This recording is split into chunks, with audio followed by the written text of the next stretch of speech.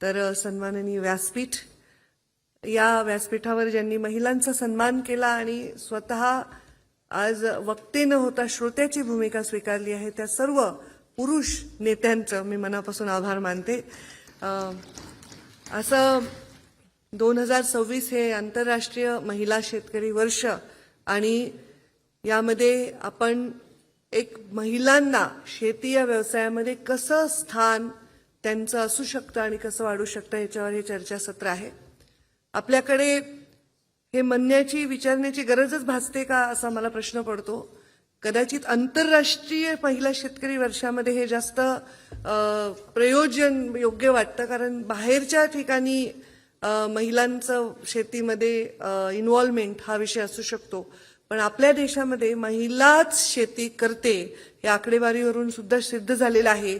81% वर जास्त महिला या शेती करतात. याचा अर्थ जरी तिच्या नावावर तो सातबारा नसेल तरी ती शेती ती पूर्णपणे कसते. जरी तिच्या नावावर घराच्या कागदावर तिचं नाव नसेल तरी ते पूर्ण घर ती चांगलं सांभाळते आणि सजवते. असं आपल्या महिलेचं आपल्या संस्कृतीमध्ये आपल्या देशामध्ये रोल असल्यामुळे मला वाटतं एक महत्वाचा विषय हा जगाने भारताकडून घेतलाय असं म्हणायला हरकत नाही या माध्यमातून. परंतु इथे विषय अधिकाराचा चाललेला आहे आणि हा अधिकार महिलांना देण्याची सुरुवात झालेली आहे. खरं तर महिलांनी अगदी पारंपरिक पुरातन काळापासून महिलांनी अधिकार दिलेले आहेत, पण आज काही काळामध्ये महिलांचं जे शोषण झालंय, महिलांचं जे महिला ज्या पीडित झाल्यात त्यानंतर परत एकदा महिलांना लढावं लागलंय शिक्षणासाठी, पोषणासाठी, नोकऱ्यांसाठी, राजकारणातल्या आरक्षणासाठी आणि तिचं नाव असावं यासाठी. यामुळे मला या सरकारचं आपलं अभिनंदन करावं वाटतं की आपल्या आईचं देखील नाव आता प्रत्येकाने आपल्या बंगल्याच्या बाहेर, आपल्या कार्डावर, आपल्या मित्रालयीन किंवा आपल्या ऑफिसच्या बाहेर लावलेलं आहे.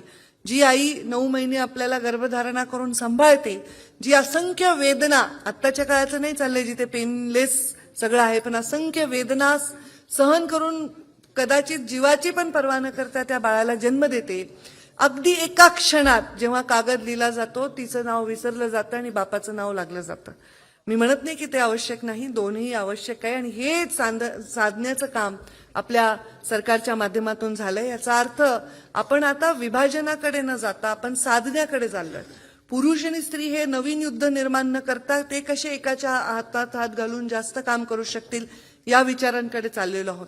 आपण महिला शेतकरी म्हणताना आपल्याकडे एक गाणं आहे जुनं, अरे संसार संसार जसा तवा चुलीवर, आधी हाताला चटके मग मिळते भाकर. ही जी भाकर आहे ही भाकर थापल्यानंतर भाजण्यातले चटके नाही आहेत, तर ते पेरण्यापासून, त्याच्या आधी नांगरण्यापासून, स्वच्छ करण्यापासून, पेरण्यापासून, त्याचं संगोपन करण्यापासून, काढण्यापासून, ते बाजारात आणेपासून, दळून तुमच्या चुलीपर्यंत येईपर्यंतचा तो प्रवास आहे. आणि हा प्रवास एकटा पुरुष करत नाही. माझ्याकडे एक मुलगा आहे कामाला, शिव पासवान त्याचं नाव आहे, उत्तर प्रदेशचं आहे. 5 मुलं आणि 3 मुली त्याचे भावंड, आणि ते सगळे 5ही जण बाहेर कामाला आहेत. मुलगीचे लग्न झालेले आहे, एक मुलगी शिकत आहे आणि त्याच्या घरामधून तो आता गावाकडून आल्यावर त्यांनी 2 बरण्या भरून माझ्यासाठी लोणचं आणलं. दीदी मेरे खेत की मिर्ची है और मेरे खेत के आम है. मी त्याला म्हटलं तुम तो सारे भाई बाहर हो तो ये सब कौन करता है? अरे ये तो सब हमारी माँ और हमारी बीवियां करती है. म्हणजे आपल्या देशामध्ये एक बेरोजगारीचा काळ आला असताना अनेक राज्यातले, महाराष्ट्रात ती परिस्थिती नसेलही, पण अनेक राज्यातले लोक दुसऱ्या देशात सुद्धा कामाला गेलेत, मजुरीसाठी, बांधकाम कामासाठी. आपल्या मुंबईमध्ये, महाराष्ट्रामध्ये आलेत, पण यांची घरं आणि यांची शेती तिथे त्यांच्या बायकात सांभाळत आहेत आणि त्यांच्या खाण्यापुरतं ते करू शकतात. 4 गोष्टी जास्त झाल्या तर विकू शकतात. मग त्यांना स्किल डेव्हलपमेंट करायची गरज आहे आणि त्यासाठी हे शेतकरी महिला आंतरराष्ट्रीय वर्ष अत्यंत महत्वाचं आहे. आपल्याकडे सातबाऱ्याचा विषय सगळ्यांनी काढला, सन्माननीय आपल्या वक्त्यांनी काढला की सातबाऱ्यावर नाव असलं पाहिजे. आता हा विषय एक वेगळा क्लिष्ट विषय आहे, कारण एका घराच्या एका पुरुषाच्या नावावर जर ती जमीन असेल तर ती जमीन जेव्हा त्याच्या हयात नसताना ती जमिनीचे हिस्से होतात, बायकोला एक हिस्सा जातो, जेवढे मुलं आहेत. धन्यवाद की आता मुलीला सुद्धा अधिकार त्या प्रॉपर्टीमध्ये प्राप्त झालेला आहे. ही फार मोठी गोष्ट आहे. त्यामुळे ती नवीन आलेली जी बायको असते ती लगेच म्हणू शकत नाही की माझं सातबाऱ्यावर तुम्ही नाव करा. ह्या सगळ्या क्लिष्ट गोष्टी आहेत, पण तरीही सातबाऱ्यावर नाव नसताना देखील महिलेला वुमन फार्मर आयडी कशी देता येईल ह्याच्यावरचं संशोधन सन्माननीय मुख्यमंत्री आणि उपमुख्यमंत्री यांनी करावं. तर त्याचं सोल्युशन असं होऊ शकतं की सातबाऱ्यावर नवऱ्याचं नाव असेल, ती शेतकरी आहे, तिचं नाव अजून नाही लागेल भविष्यात, त्याच्यावरून न अडता आपण त्यांना कृषीवर आधारित उद्योगामध्ये सामील करून घेऊ शकतो. आपण सिल्कचा उद्योग करू शकतो, सिल्कची तिथे आपण त्यांना देऊ शकतो. आपण मधाचं करू शकतो. आपण वेगवेगळे आता पशुसंवर्धन खात्यामध्ये गायी, म्हशी, कुक्कुटपालन, गोटरी म्हणजे आणि वराह पालन हा सुद्धा नवीन विषय आपल्या काही क्षेत्रांमध्ये, काही जिल्ह्यामध्ये मोठ्या प्रमाणात करून त्याचं फार मोठं त्यांना आर्थिक सामर्थ्य वाढवता येईल. आत्ताच सन्माननीय मुख्यमंत्र्यांनी बजेटमध्ये योजना जाहीर केलेली आहे, ती म्हणजे ग्रामीण उद्योजक योजना, जे पशुधन उद्योजक बनवण्याची योजना. हा माझ्या खात्याचा विषय असल्यामुळे मी सांगते की शेतीवर आधारित हा उद्योग आपण जर केला तर त्या महिलेला सामर्थ्य मिळेल, शक्ती मिळेल. आपण मुलगी ही घरची हाऊसवाईफ आहे म्हणतो, पण त्यांना आता होम मेकर बनण्याची फॅशन आलेली आहे. होम मेकर हे पण एक साधं काम नाहीये. आपल्याला वाटतं गृहिणीचं काम साधं काम आहे. तिच्याकडे न बिनपगारी बरेच दायित्व असतात.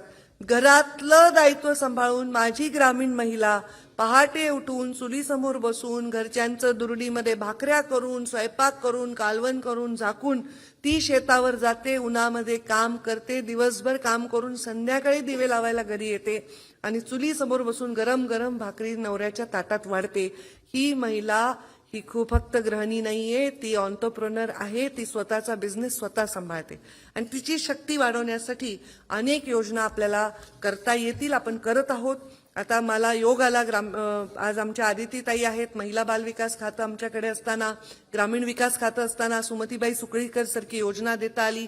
आपल्याला महिलांचं सक्षमीकरण MSRLM आणि माविमच्या माध्यमातून करता आलं. पण ह्यामध्ये ग्रामीण महिला, पशुसखी, शेतीसाठी काम करणाऱ्या महिला यांच्याकडे बघण्याची गरज आहे. कारण शेवटी बळीराजा आहे, अन्नदात्री आहे ती, आणि जी लोकसंख्या आपली वाढत आहे त्या लोकसंख्येला अत्यंत चांगल्या क्वालिटीचं, म्हणजे आपण म्हणतो की आता क्वालिटीवर आपण फोकस करत आहोत, ते जर आपल्याला त्यांना आहार द्यायचा असेल तर शेतीवर प्रयोग करणं आणि ते महिलांना सोबत घेऊन करणं ही अपरिहार्यता आहे. आणि यामुळेच मला वाटतं हे विषय आपण आता हाताळत आहोत. महिलांशिवाय पर्याय नाही. भविष्यामध्ये महिला या प्रत्येक क्षेत्रामध्ये खांद्याला खांदा लावून काम केल्या तरच ते क्षेत्र उजागर होऊ शकतं. हा विश्वास आता अगदी आंतरराष्ट्रीय स्तरावर सुद्धा झालेला असल्यामुळेच प्रत्येक क्षेत्रात महिलेकडे एका मोठ्या अपेक्षेने बघितलं जात आहे. कारण अपेक्षा पूर्ण करणं हे महिलेच्या स्वभावात आहे आणि एथिकली महिला ड्रिव्हन असल्यामुळे त्या चांगल्या पद्धतीने अपेक्षा पूर्ण करतात आणि चांगलं काम करतात, डिलिव्हर करतात. त्यांच्या ते स्वभावात असल्यामुळे हे सगळ्यांना विश्वास आहे. मलाही विश्वास आहे. या माझ्या पशुसंवर्धन खात्याच्या माध्यमातून, इव्हन पर्यावरण खात्याच्या माध्यमातून महिलांना कसं जास्तीत जास्त अकॉमोडेट करता यावं, जेणेकरून शेतीपूरक आणि शेती व्यवसायामध्ये आपण जास्तीत जास्त महिलांना प्राधान्य देऊ शकू आणि त्यांना सामर्थ्य देऊ शकू. एवढे या निमित्ताने मी माझ्या भावना व्यक्त करते आणि माझ्या वाणीला विराम देते. धन्यवाद. जय हिंद, जय महाराष्ट्र.